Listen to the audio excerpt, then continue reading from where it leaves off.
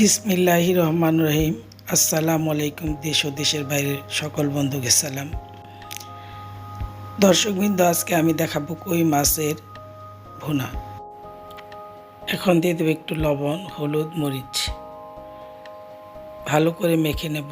একটু সময় রেখে দিলে সন্ধ্যার ভিতরে মশলাটা সেট হয়।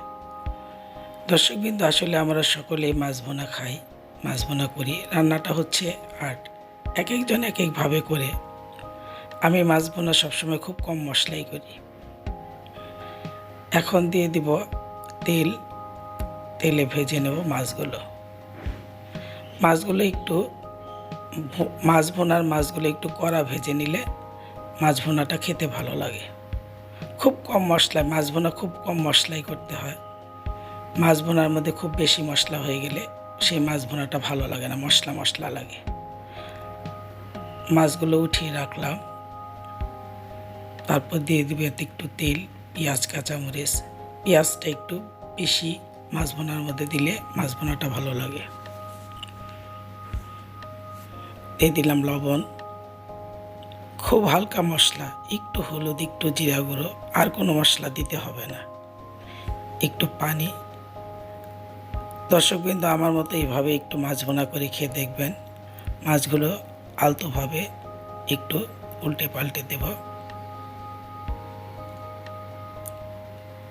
খুব কম পানি দিতে হবে। ভাজা মাছে মাছ ভুনা ভেজে করলে সেখানে এত পানি দিতে হয় না। পানি বেশি হয়ে গেলে সেখানে স্বাদ নষ্ট হয়ে যায়।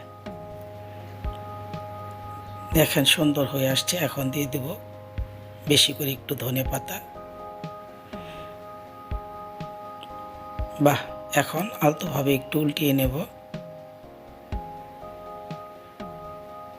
বাস, সুন্দর হয়ে গেছে মাছ ভুনা। হালকা জাল দিয়ে, মৃদু জাল দিয়ে একটু ঢেকে রাখবো, তারপর ঠান্ডা হলে পরিবেশন। এইভাবে দর্শকবৃন্দ, এইভাবে একটু মাছ ভুনা করে খেয়ে দেখবেন, তারপর আমাকে কমেন্ট করে জানাবেন কেমন লাগলো। খুব মজা এইভাবে মাছ, খুব মশলা, অল্প মশলা দিয়ে খুব মজা হয় এইভাবে মাছ ভুনা করে খেলে। দর্শকবৃন্দ, সবাই ভালো থাকবেন, সবার সুস্থতা কামনা করি। আসসালামু আলাইকুম।